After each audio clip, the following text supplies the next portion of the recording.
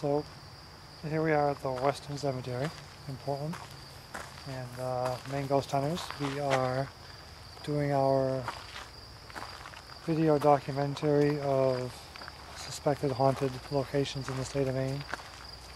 Doing some daytime investigations, just checking the places out, getting the lay of the land. We would like to come back and do nighttime investigations at some point.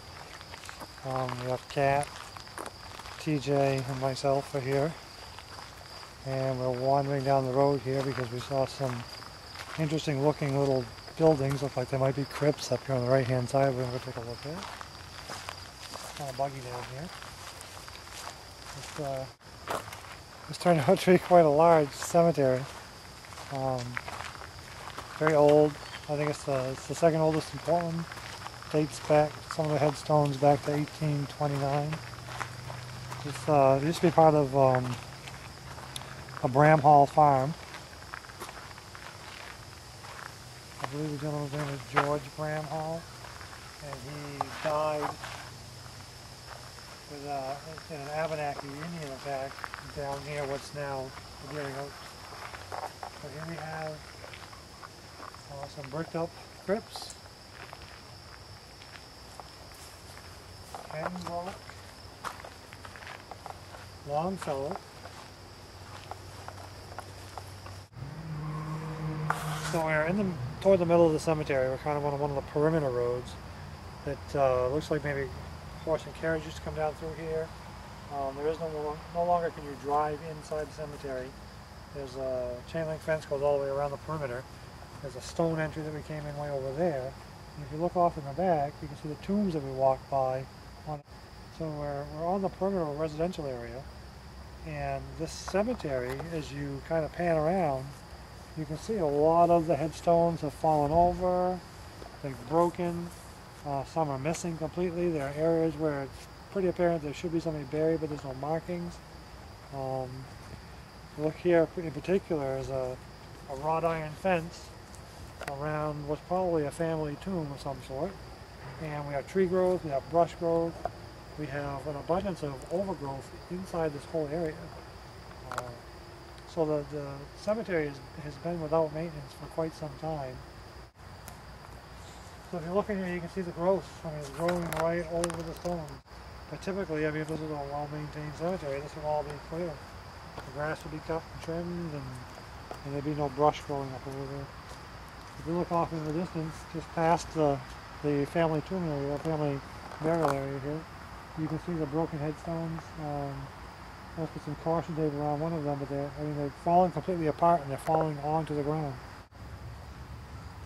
So looking back at the area I just walked through, with all the growth and all the branches hanging overhead and all the brush growing around the gravestones, it's really easy to understand how someone walking through here or running through here at night, we see a lot of people right now over here running circles around here, getting their exercise and walking on the walkways.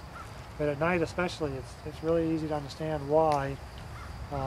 They could take a shadow being cast from a tree and the wind rustling through the leaves and perceive that there's something unusual or eerie going on around here. And just the state of a lot of these headstones, there's decay, there's dirt, there's filth, there's weathering and wearing, and it kind of reeks of just something evil and something eerie, and so it's really easy to understand why people can think there'd be things going on here. A point of interest here in this cemetery and in a lot of the other cemeteries we've been in that are very old, there's a lot of open area. This cemetery is full. They stopped using the cemetery because they didn't have any more room to bury anybody. But if you look here, right around this area especially, there's no headstones.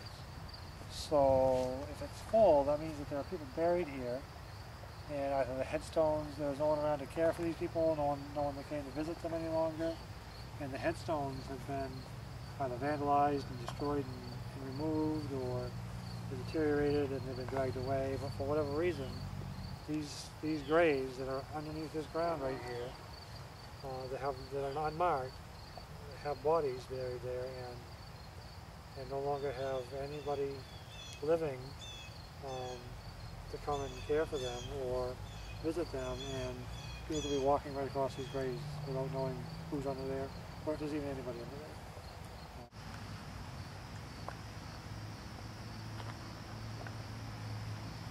This is a full cemetery.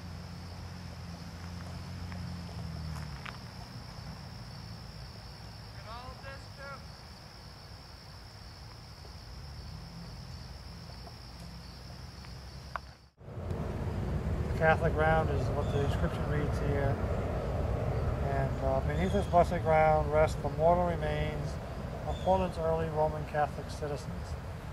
So this is kind of, for lack of a better term, this is a large monument put in place to remember the graves that have been forgotten and are no longer marked. The backside tells a little bit more of the story, and it talks about the people who migrated here from Ireland. The years 1845 to 1851, a 60-year span of immigrants coming from Ireland to the United States, landing here in Maine, trying to make a life here, and escape the famine and the hunger and the starvation that's going on in Ireland. I mean, people dying from disease and lack of food. They come here looking for the promised land, and it turns out that it's not quite the promised land that they thought it was going to be, and not much different from where they just fled from.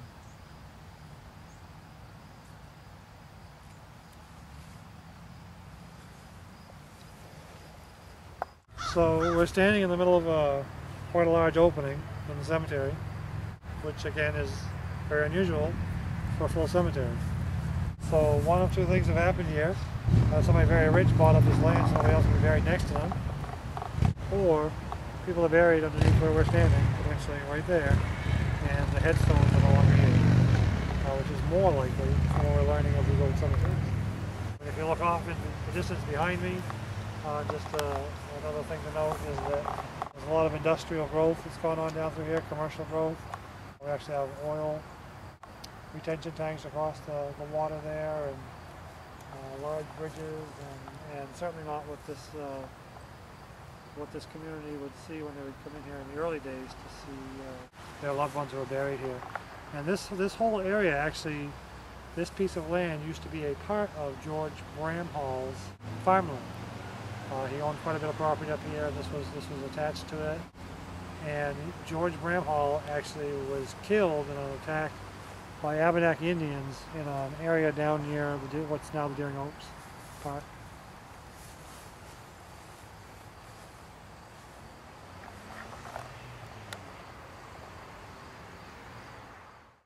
So we're leaving the cemetery.